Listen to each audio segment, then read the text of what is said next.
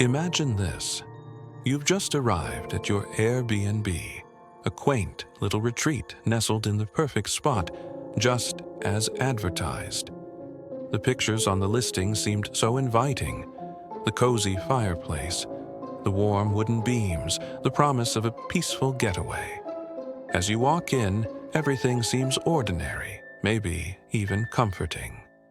The keys are left neatly on the counter, a handwritten welcome note awaits you, and there's a faint smell of freshly brewed coffee lingering in the air. But then, you notice something odd.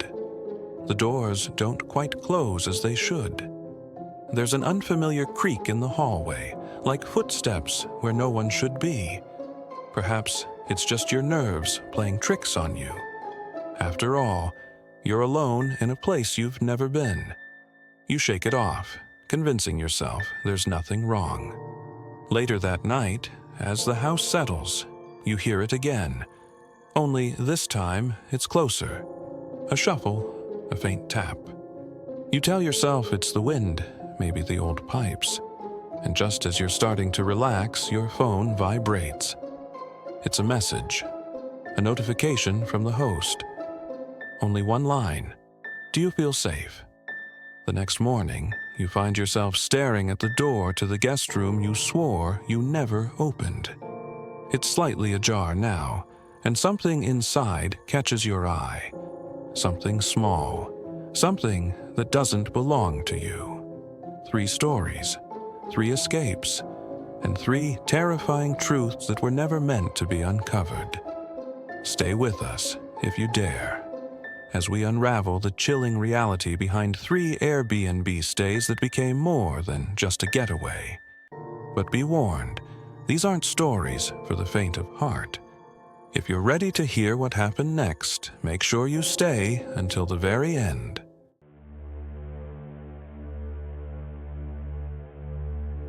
It was supposed to be the perfect getaway, a quiet escape from the noise of the city. Lisa and Mark had been married for 5 years, and they thought a weekend in a secluded cabin was just what they needed to reconnect. The listing described it as charming, vintage, and full of character. When they arrived, it was all that and more. An old stone fireplace, a cozy bedroom loft, and a kitchen stocked with everything they'd need for a weekend of relaxation. But there were small details they couldn't ignore. The photos on the wall seemed to follow them with their eyes. The air inside felt heavy, almost stagnant. And then there was the note left on the counter, written in shaky handwriting. It read, "Enjoy your stay, but don't go into the basement." The first night was uneventful, until it wasn't. At exactly 3:15 a.m., Lisa woke to the sound of faint footsteps, slow and deliberate, coming from the attic. Mark reassured her it was just the old house settling. But as the footsteps grew louder, the couple couldn't shake the feeling they weren't alone. The next morning, they explored the cabin, hoping to ease their nerves. That's when Lisa found the journal. The entries were erratic, scribbled hastily, and warned of a malevolent force trapped within the cabin's walls. It watches, it waits, never acknowledge it. One entry read. By late afternoon, their unease grew. While Mark was chopping firewood outside, a neighbor approached. He was an older man, his face weathered and his expression grim. "You two should leave before nightfall," he said, his voice trembling. "That place doesn't forget who enters." When Mark pressed for details, the man turned and walked away without another word. By the second night, the tension was unbearable. The footsteps returned, but now they were coming from inside the room where they slept. When the basement door creaked open, they decided to confront whatever was hiding below. What they found was far worse than they imagined. The symbols on the walls seemed to pulse as if alive. The air grew colder with every step they took. And then they saw it. A figure standing in the corner, its face obscured, its body unnaturally still. The room erupted with noise, screams that didn't belong to either of them, objects flying across the room, and the sound of glass shattering everywhere. As they scrambled to escape, Mark glanced back. The figure had moved closer, its hand reaching out as if to grab him. It was then that the old rocking chair flew across the room, narrowly missing Lisa and slamming the door shut behind them. Lisa and Mark never spoke about what they saw that night. They left a review on the Airbnb listing, urging others to avoid the cabin, but the post mysteriously vanished within hours. Months later, the cabin was relisted, described once again as charming and vintage. And as for Lisa and Mark, they never quite shook the feeling that they hadn't escaped entirely. After all, every now and then, Lisa would wake up at 3:15 a.m. to the sound of faint footsteps coming from inside their home.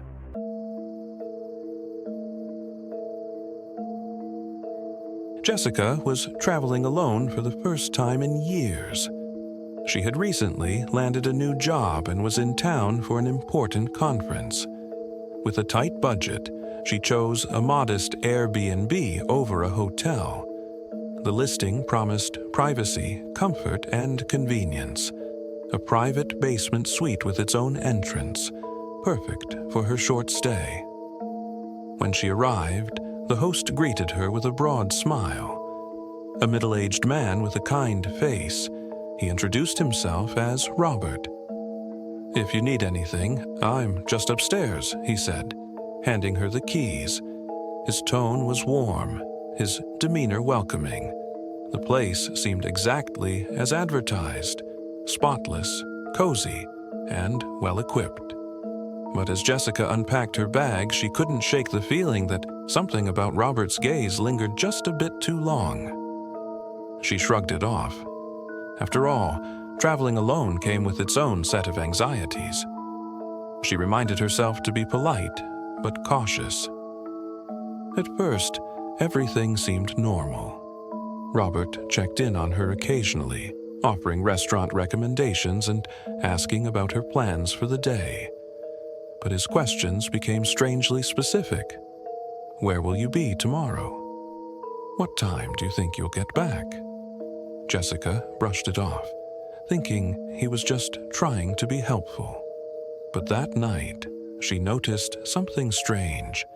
As she was getting ready for bed, she saw a faint red light blinking from the corner of the room. Upon closer inspection, she found it. An inconspicuous camera hidden among the decor. Her stomach dropped. Had it been there the whole time? The next morning, Jessica confronted Robert. He laughed nervously, brushing it off as part of the home's security system. His explanation was plausible enough to avoid suspicion. But as Jessica walked back to her room, she noticed something else. The locks on the suite door. They could only be bolted from the outside. Jessica decided she couldn't stay another night. She packed her things, intending to leave immediately, but when she tried the door, it wouldn't budge. She pulled harder, her heart racing, but it was locked tight from the outside.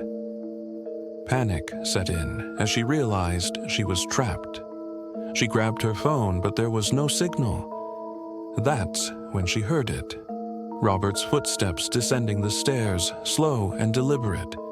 She called out, trying to sound calm, "Robert, is something wrong with the door?" There was no response, only the sound of him breathing just outside the door. Then, the faint shadow of his feet appeared in the gap beneath it, unmoving. A metallic scraping noise followed, like something being dragged across the floor. Jessica's hands trembled as she scrambled to find anything to defend herself. The footsteps grew louder, the handle jiggling violently as Robert whispered, "You shouldn't have looked at the cameras." Jessica managed to break a window and escape, flagging down a driver on the deserted street. When authorities arrived, Robert was nowhere to be found. The basement suite was eerily spotless, as though no one had ever stayed there. Months later, Jessica's curiosity got the better of her. She checked the Airbnb listing again. It was still active, with glowing reviews from other travelers. Each one mentioned how kind and attentive the host, Robert, had been. Jessica never booked through Airbnb again, and she never forgot the face of the man who smiled at her just a little too long.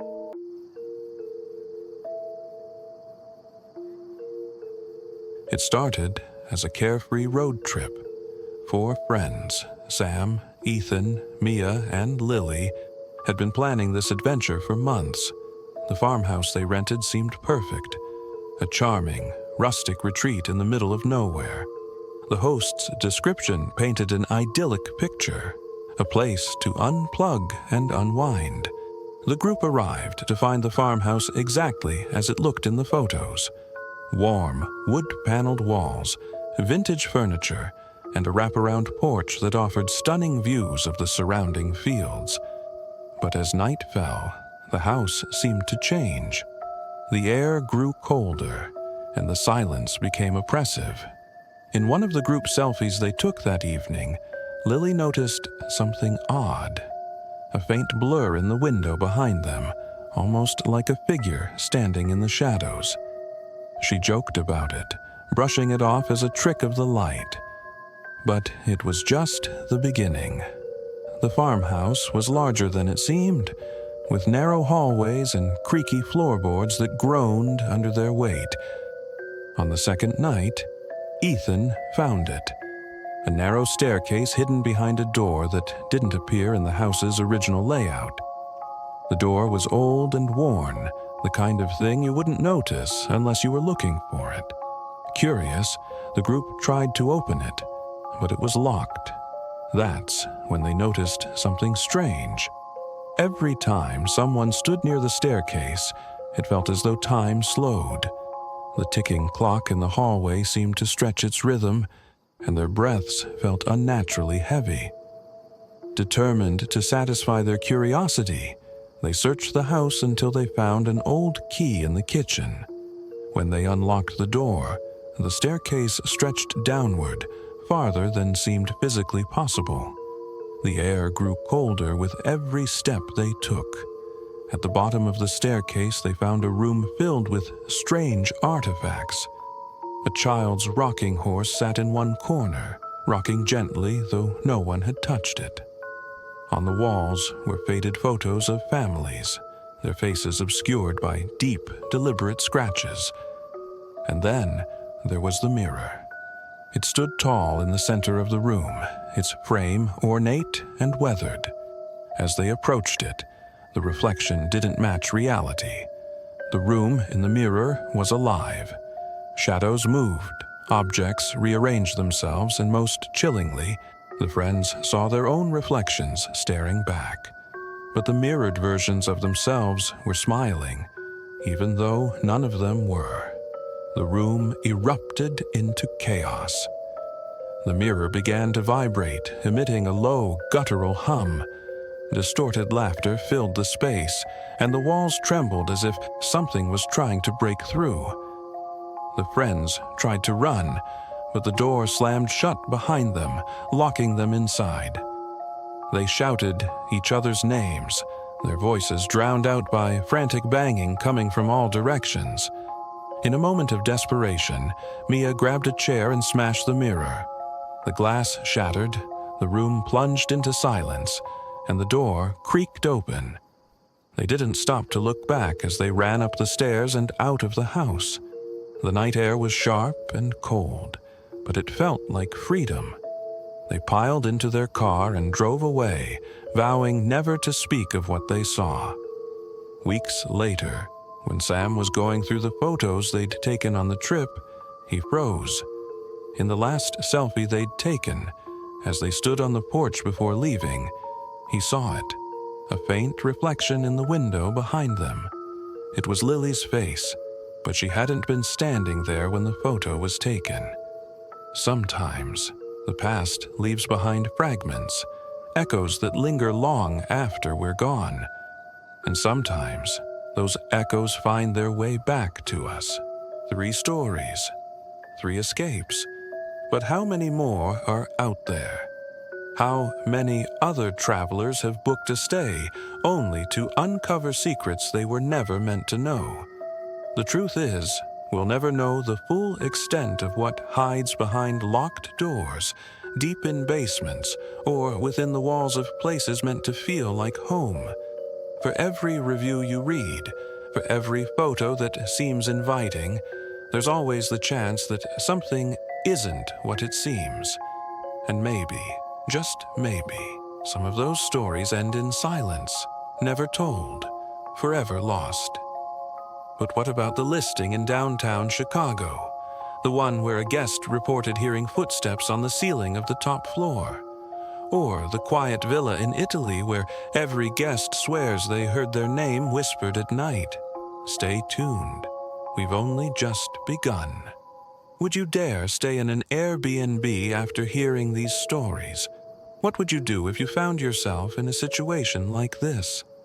Let us know in the comments below. We'd love to hear your thoughts. And if you think you're brave enough for more, don't forget to hit subscribe and turn on notifications. Every week, we bring you the kind of stories that will keep you up at night. Until next time.